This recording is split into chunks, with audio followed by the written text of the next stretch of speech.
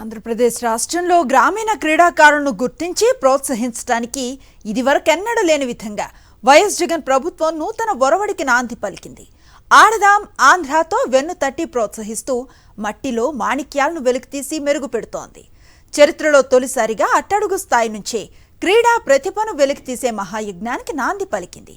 యువత ఆరోగ్యకరమైన జీవన శైలిని అలవరుచుకునేందుకు క్రీడల ప్రాముఖ్యతను తెలుసుకునే ఉద్దేశంతో గ్రామస్థాయి నుంచే పోటీతత్వాన్ని పెంపొందించేందుకు దేశంలో తొలిసారిగా ఆడదాం ఆంధ్ర అంటూ పిలుపునిచ్చింది.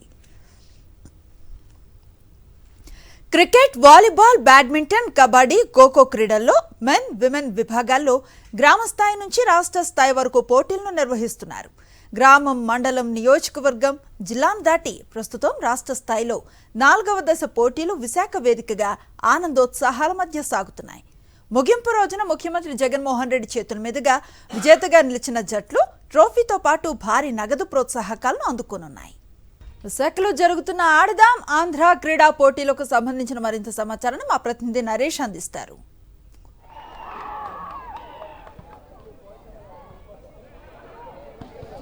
అనుశ్రీ, ఎంతో ఉత్సాహంగా కూడా ఆడదాం ఆంధ్ర పోటీలు జరుగుతున్న పరిస్థితి కనిపిస్తుంది. ప్రస్తుతం మనం విశాఖపట్నంలోని ఆంధ్ర యూనివర్సిటీ గ్రౌండ్లో ఉన్నాము.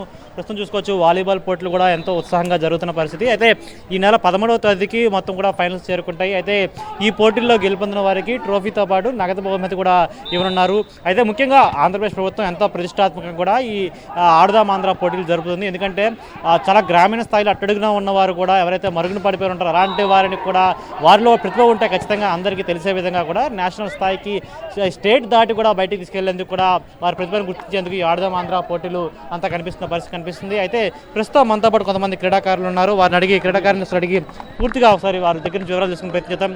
ఏ విధంగా ఉంది, అదేవిధంగా ఆంధ్రప్రదేశ్ ప్రభుత్వం ఈ విధంగా ఆడదాం ఆంధ్ర పోటీలు పెట్టడంతో ఎలా అనిపిస్తుంది చెప్పండి. ఎలా అనిపిస్తుంది, ఇక్కడ ఆర్గనైజింగ్ ఎలా ఉంది, అదేవిధంగా ఈ ఆడదాం ఆంధ్ర పోటీలతో పెట్టడం వల్ల మీకు ఏ విధంగా ఉపయోగపడుతుంది? ఇక్కడ ఇట్లా పెట్టడం వల్ల మాకు ఎక్స్పీరియన్స్ వస్తుంది. చాలా టీమ్స్, మంచి టీమ్స్ వచ్చినాయి, బాగా ఆడుతున్నాం. ఆర్గనైజింగ్ కూడా మంచిగా ఉందంటే గర్ల్స్ చూసుకోవాల్సిన సేఫ్టీ, సెక్యూరిటీ అన్నీ చాలా బాగా చూసుకుంటున్నారు. ఫుడ్ విషయం కూడా చాలా బాగుంది. రోజు నాన్ వెజ్ అన్నీ మంచి ఆర్గనైజింగ్ అంతా మంచిగా ఉంది. మీరు ఎక్కడి నుంచి వచ్చారు, అదేవిధంగా ఏ గేమ్ ఆడడానికి వచ్చారు? మాది అన్నమయ్య జిల్లా, వాలీబాల్ ఆడడానికి వచ్చినాం. ఓకే, మీరు ఎక్కడి నుంచి వచ్చారు, ఎలా అనిపిస్తుంది? కర్నూలు డిస్ట్రిక్ట్ నుంచి వచ్చానండి. అని ఇక్కడ వచ్చేసి చాలా బాగా అవుతుంది. ఆర్గనైజేషన్ కానీ టైం టు టైం అన్ని టైం టు టైం అవుతున్నాయి. అక్కడి నుంచి ఇక్కడ తీసుకురావడం కానీ, ప్రతి ఒక్కటి ఫుడ్ కానీ, మాకు పెట్టిన ఇన్ఛార్జెస్ కానీ ఎవరికి ఇబ్బంది లేకుండా అందరికీ చాలా బాగుంది. అంటే ఈ విధంగా స్టేట్ గవర్నమెంట్ ఇనిషియేటివ్ తీసుకొని ఆడదాం ఆంధ్ర పోటీలు పెట్టడం వల్ల ప్లేయర్స్గా మీకు ఈ విధంగా ఎటువంటి యూజ్ అనిపిస్తుంది? నెక్స్ట్ ఇంకా మాకు ఆడాలి అనిపిస్తుంది. ఇలాంటివి ఎంకరేజ్ చేయడం వల్ల, ఎంకరేజ్ చేస్తే ఇంకా ప్లేయర్స్ వస్తారు. నెక్స్ట్ టైం నుంచి మాకు ఇంకా రావాలని కూడా అనుకుంటున్నాం. కొంతమంది క్రీడాకారులు ఉన్నారు, వారిని ప్రయత్నిద్దాం. మీరు ఏ గేమ్ ఆడడానికి వచ్చారు, అదేవిధంగా ఇక్కడ ఫెసిలిటీస్ ఎలా ఉన్నాయి? మేము వాలీబాల్ ఆడడానికి వచ్చామండి గుంటూరు డిస్ట్రిక్ట్ నుంచి. ఇక్కడ ఫెసిలిటీస్ కానీ, అకామిడేషన్ కానీ చాలా బాగున్నాయి.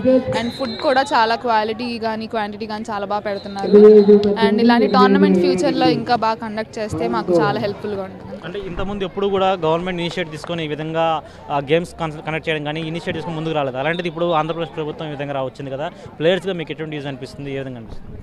కొత్త ప్లేయర్స్ రావడం వల్ల, కాంపిటీషన్ అనేది చాలా బాగా పెరగడం వల్ల అందరూ టాలెంట్ ఉన్న వాళ్ళు బయటపడతారు. సో మన ఇండియాకి కానీ మన స్టేట్కి కానీ మంచి పేరు తీసుకురావడానికి మాకు ఛాన్సెస్ ఉంటాయి. మీకు ఎలా అనిపిస్తుంది గేమ్స్ కండక్ట్ చేయడం కానీ, ఫెసిలిటీస్ కానీ? అంటే అసోసియేషన్ మీట్స్ ఆడుతూ ఉంటాం మేము. అది district level, state level, national level ఆడడం. కానీ ఫస్ట్ టైం ఇలా మేము ఒక విలేజ్ నుంచి రిప్రజెంట్ చేసి మా విలేజ్ పేరు బయటకు వస్తుంది. ఓకే, ఈ విలేజ్ నుంచి ప్లేయర్స్ ఉన్నారని మాకు ఒక ఫేమ్ క్రియేట్ అవుతుంది.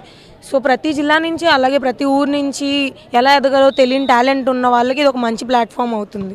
అంటే ఇప్పుడు విలేజ్ లెవెల్లోనే చాలా వరకు కూడా గేమ్స్ ఆడి అంటే బయటికి ప్రతిభ చూపించే పరిస్థితుంది కదా. ఇప్పుడు ఈ ఆడదాం ఆంధ్ర ప్లాట్ఫామ్ ఏ విధంగా ఉపయోగపడుతుంది? మీరు ఏ విధంగా అంటే మీలో నూతన ఉత్తేజం వచ్చిందా? ఆబ్వియస్గా, ఎందుకంటే వాళ్ళు పెట్టిన క్యాష్ ప్రైజ్ కానీ, ఇప్పుడు మేబీ టాలెంట్ ఉండి వాళ్ళ దగ్గర సపోర్ట్, ఫినాన్షియల్ సపోర్ట్ ఉండకపోవచ్చు. సో దానివల్ల అమౌంట్ ప్రైస్ అనేది వాళ్ళకి బాగా ఉపయోగపడుతుంది. లెవెల్ మారే కొద్దీ అమౌంట్ పెరుగుతుంది కాబట్టి వాళ్ళ ఎడ్యుకేషన్ కానీ, వాళ్ళ బేసిక్ నీడ్స్ ఉపయోగపడుతుంది. అలాగే వాళ్ళు ఆడతారు, ఈ అమ్మాయి ఆడుతుంది అని కూడా వాళ్ళకు ఒక నేమ్ క్రియేట్ అవుతుంది.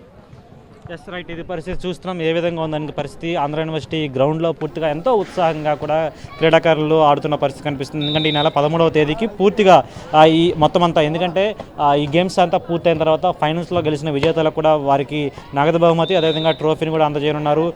మొత్తం కబడ్డీ కావచ్చు, ఖోఖో, వాలీబాల్, బ్యాడ్మింటన్, అదేవిధంగా ఫైనల్స్ పూర్తి చేసిన 13వ తేదీకి పూర్తిగా ఫైనల్స్ ఎంతో ఘనంగా పూర్తి చేయనున్నారు. ఎందుకంటే మొట్టమొదటిగా ఆడదాం ఆంధ్ర స్టార్టింగ్ అయిన దగ్గర నుంచి కూడా ఎంతో ప్రతిరోజు కూడా అన్ని ఫెసిలిటీస్ను, ముఖ్యంగా క్రీడాకారులకు ఎటువంటి ఇబ్బంది కలగకూడదని ఫెసిలిటీస్ కావచ్చు, ఫుడ్ విషయంలో కావచ్చు, ఎటువంటి ఇబ్బంది కలగకూడదని అధికారులు దగ్గరుండి కూడా అన్ని పర్యవేక్షిస్తున్న పరిస్థితి కనిపిస్తుంది. Anusri. Right, thank you Naresh.